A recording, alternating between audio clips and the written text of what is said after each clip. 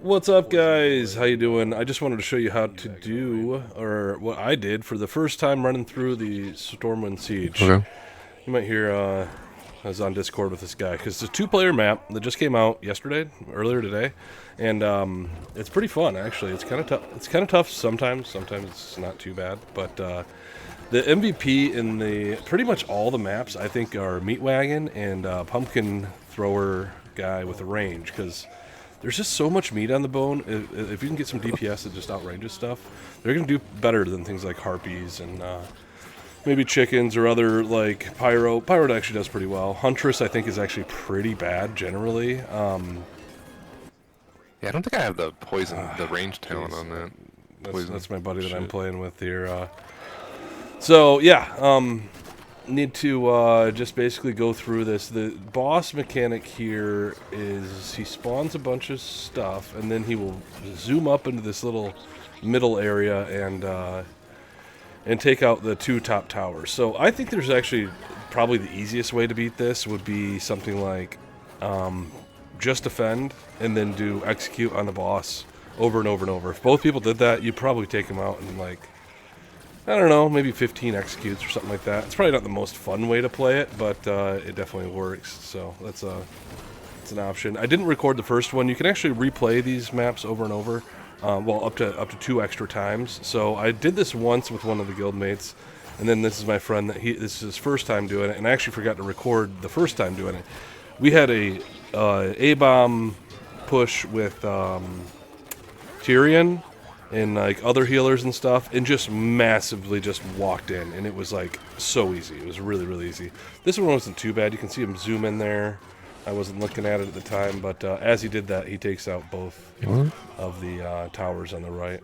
Not quite enough. The other two maps won't have this background audio, so I guess we can just zoom this ahead.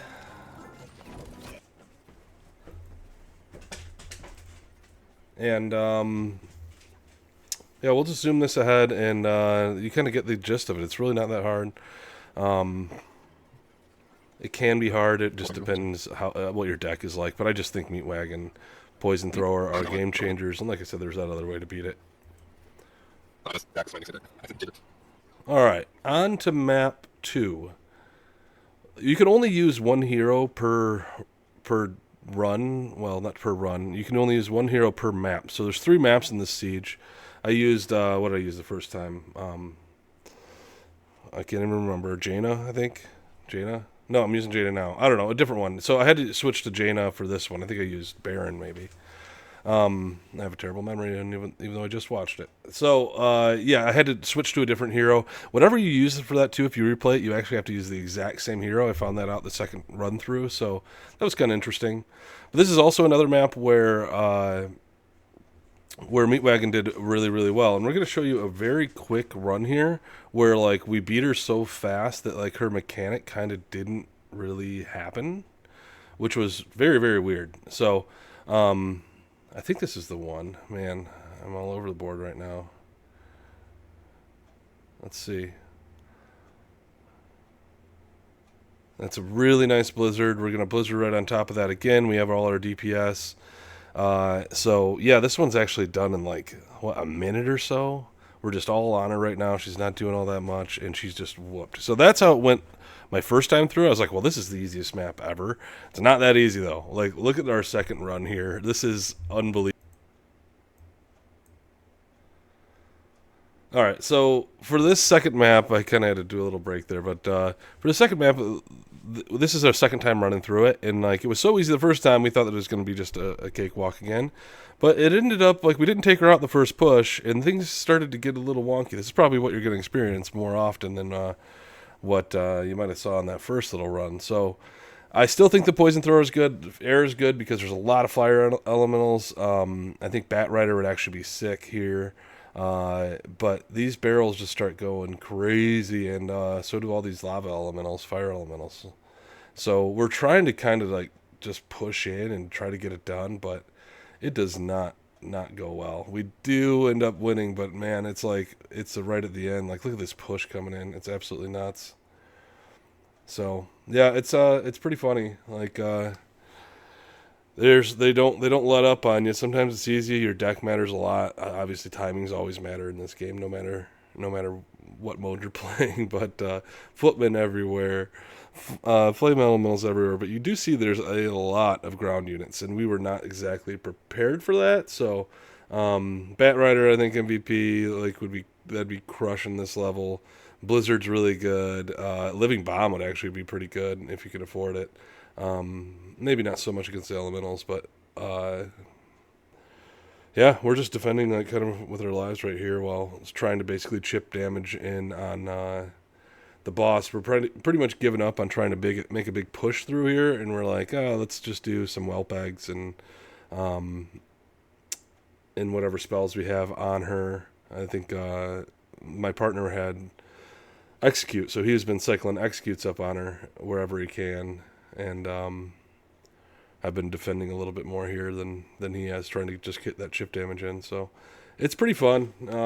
Pretty fun little mode, and it looks like a raid's coming out in less than 7 days. So next week, I think this is going to prepare us for like maybe 5-man raids. I don't know if they've said anything. I haven't seen it.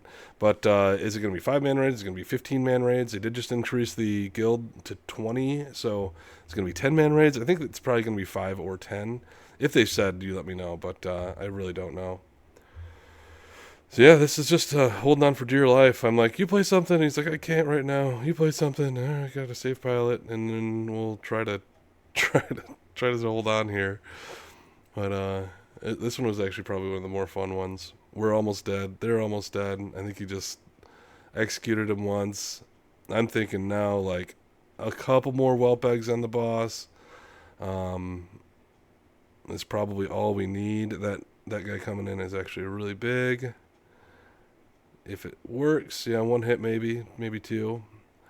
And those whelp eggs will do a little bit of damage. So right now, all we need to do is just finish him off. And look what he does. He executes those flame elementals like a dum-dum. All I had to do is execute him, but we're just going to save pilot him or whatever.